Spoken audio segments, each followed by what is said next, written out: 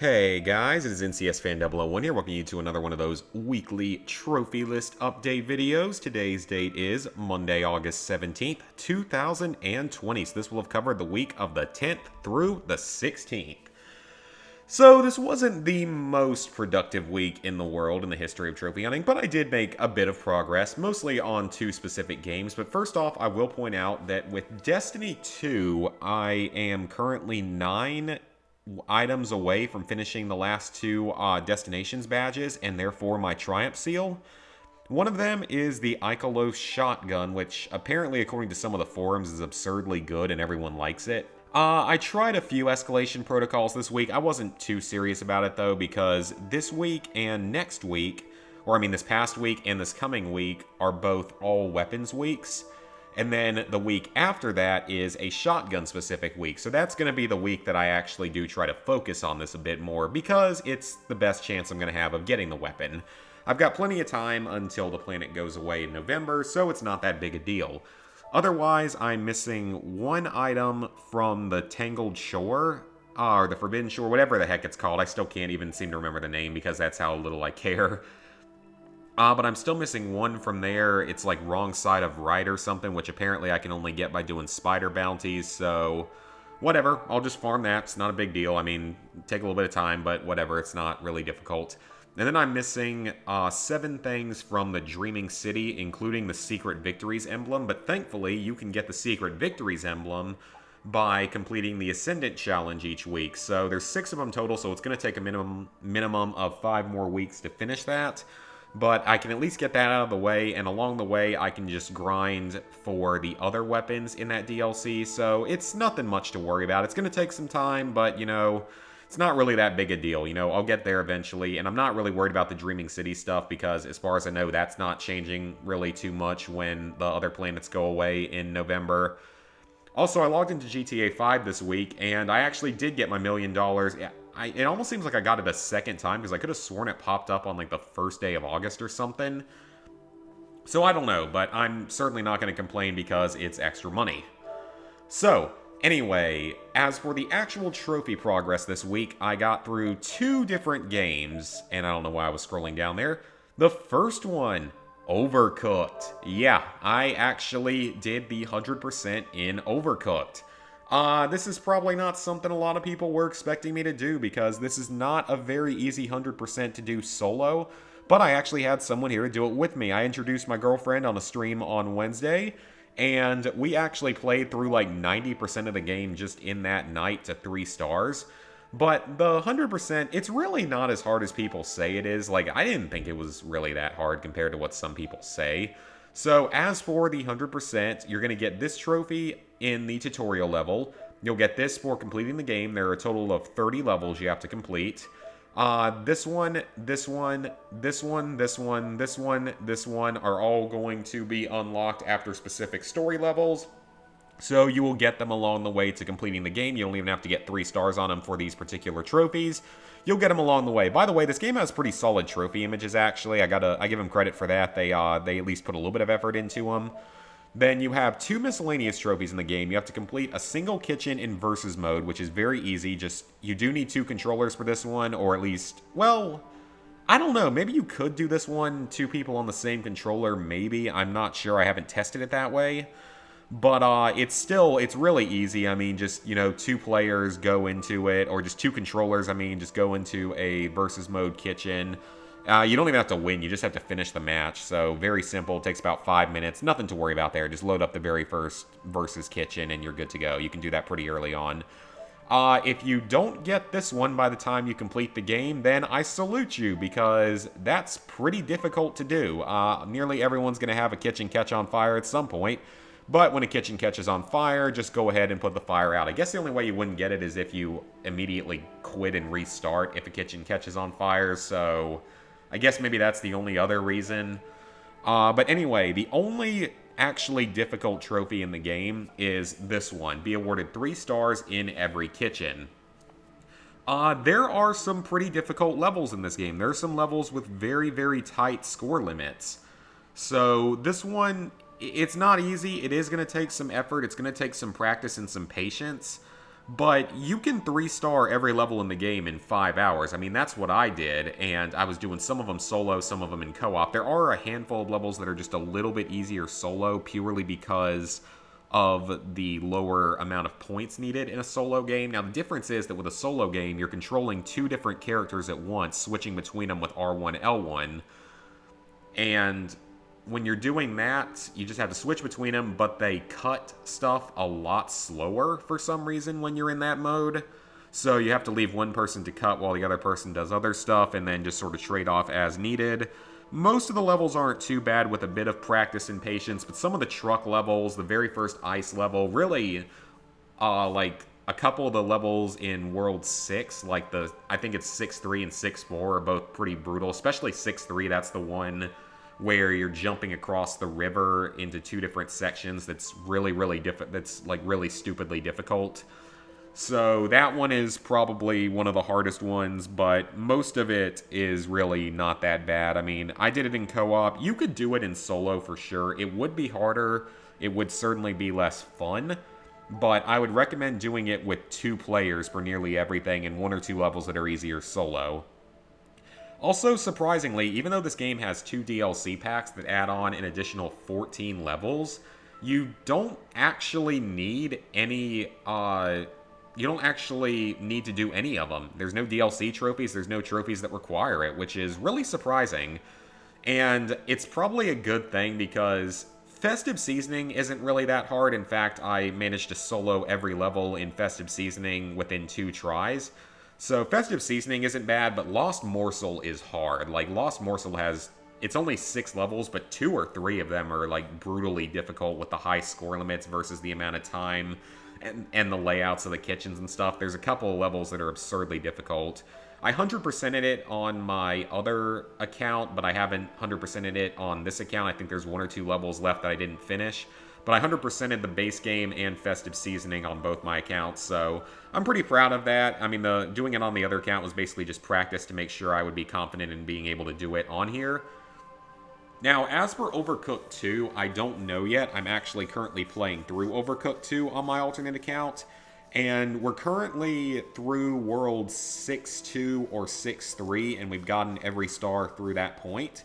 But, you know, it definitely feels like it's been more difficult. Maybe it's due to having less practice, but it definitely feels like it's been a little bit more difficult overall.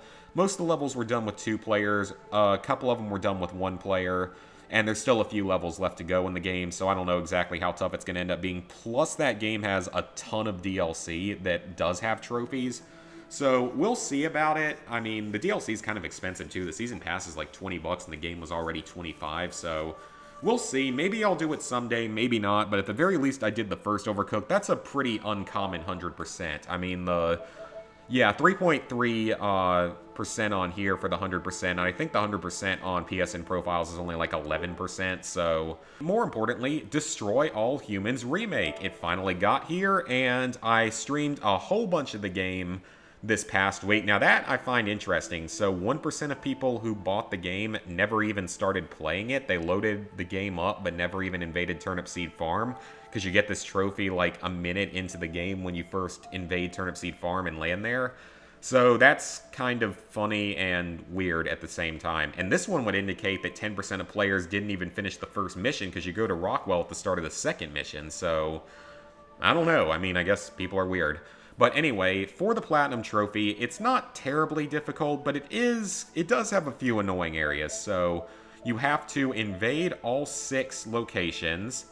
They're all, I mean, these are all story-related trophies. These are unmissable, nothing to worry about there. Upgrade both Crypto and the Saucer on the Mothership. Those are both very easy. Those should not cause you any problem. I mean, you're going to want to do a lot of upgrades throughout the course of the game to make your life easier. This one is basically unmissable. You're going to get this when you go back to 100% all the challenges. Just try on any new skin. You'll unlock those by finding probes and completing challenges and completing optional objectives. Nothing to worry about there. Revisit a mission. You'll almost be guaranteed to have to do this in order to get all the optional mission objectives. This one's very easy. Just mash the Transmog Brain Extract button. It's square. Just mash it when you're doing it. Very easy. This one, apparently everyone gets it, even though I don't remember exactly when I got it, and it seems like it would be a little more complicated, but Clearly everyone gets it, so it shouldn't be a problem.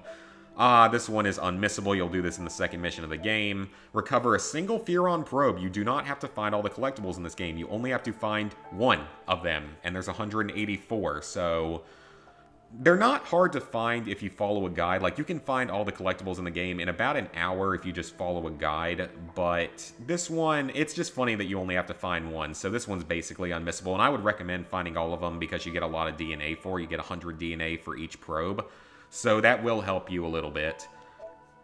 Throw something into something else with the saucer's abduction beam. You'll have to do this to get all the optional challenges or the optional mission objectives. This one, just go to the Furonagami section. It's like the art section, sort of. Transmog an item, that's unmissable. This one, it's a little less common. You may not get it naturally, but there's a good chance you will. Just dash when a rocket's about to hit you and get out of the way of it. Shouldn't cause a problem.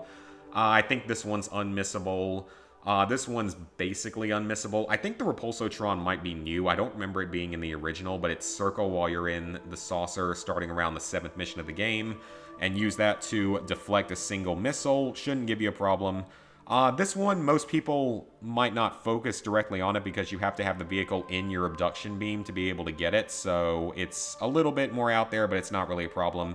That's basically unmissable. That's basically unmissable. This is one of the game's few truly, like, level-specific miscellaneous trophies. This is done in Santa Modesta. You have to get through the giant donut without touching any part of the donut. It's very easy. You just jump up to it and dash through. Nothing to worry about. Going to be saving one of these two missing trophies for last. I want to make sure I don't accidentally get this one first, because there's a chance I will go in for the last challenge in Santa Modesta, but it's another Santa Modesta trophy. It's very easy and cool. Just abduct a cow with your saucer. There's a good chance you might actually get that naturally, but not everyone does. So, I mean, it's very easy. Just go to Rockwell or Turnipseed Farm and try to abduct a cow, and you're good to go.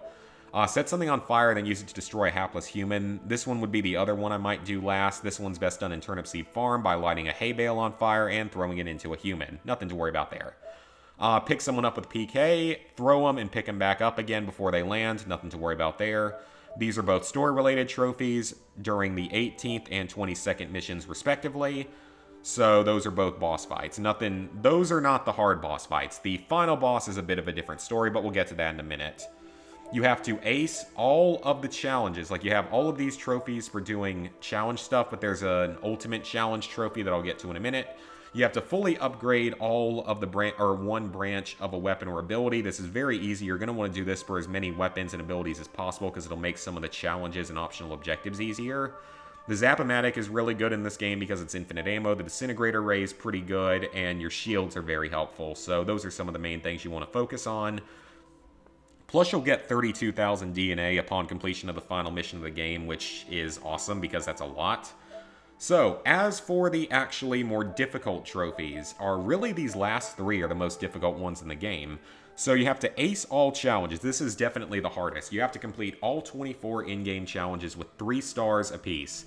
Now, a majority of them aren't really that difficult with some upgrades, but a few of them can cause some problems, especially the abduction challenges, because I swear there was nothing like that in the original. Maybe there was and I just forgot, but I could have sworn that was a thing in the original. Was not a thing in the original. Those are really annoying. The others aren't usually going to take more than like 1 to 2 tries, so most of them are pretty easy. You have Rampage, which is just basically killing a bunch of humans in a specific way. Then you have Armageddon, which is basically destroy the city and absorb specifically marked cars. Those are easy. The race challenges require a bit of skill, and they require you to have a fairly upgraded dash ability, but they're not usually too difficult. It's mostly just the abduction challenges, where you have to throw specific things into the abduction beam. That's definitely the hardest part of the game, overall. And then you have the optional mission objectives. I am not a fan of this. I don't know why they had to add these in, because they're honestly just more annoying than they are anything else. And most of them are very easy as long as you know that they're there, but there are a few that are a little more annoying. There's a couple of missions that have really annoying ones. There's like, it's mission 11, it's the one where you're defending the TV station in Santa Modesta. That one is really annoying because there's 3 that require you to get kills in specific ways, but you can only do it in a certain wave of the enemy, so you only have a couple minutes to do it, and you have to hope that the enemies behave in a certain way to be able to do it. And then there's a few other ones that are a little bit more difficult, but for the most part, it's not that much of a problem. And then the final trophy down here is for defeating the final boss. This one breaks the trend of Destroy All Humans games heavily, because usually in Destroy All Humans games, most of the boss fights are easy, and the hardest parts are usually one or two specific missions that aren't boss related. And I don't think any of the other games have a difficult final boss. I know that Destroy All Humans 2 final boss is a joke. I know that Path of the Furon's final boss is really easy and really quick. And I think Big Willie Unleashed's final boss is really easy, if I remember correctly, but it has been a long time since I've done that one. I think that one's pretty easy too, though. But in this game, the final boss is a massive difficulty spike to the rest of the game, because most of the game is really easy. I really only died in that final boss fight. Like, I died like maybe 4 or 5 times throughout the whole course of the game, and I want to say all but one of them was in the final boss fight.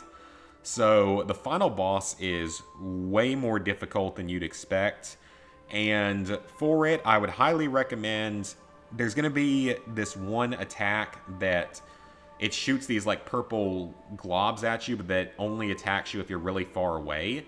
And dash out of the way of that at all costs, because it will slow you down and cause damage over time and nearly kill you. And then there's another attack where the robot head like lets out a giant radiation wave or something, and if you're not sitting inside of a few specially marked areas, you're gonna get cooked and almost dead from it.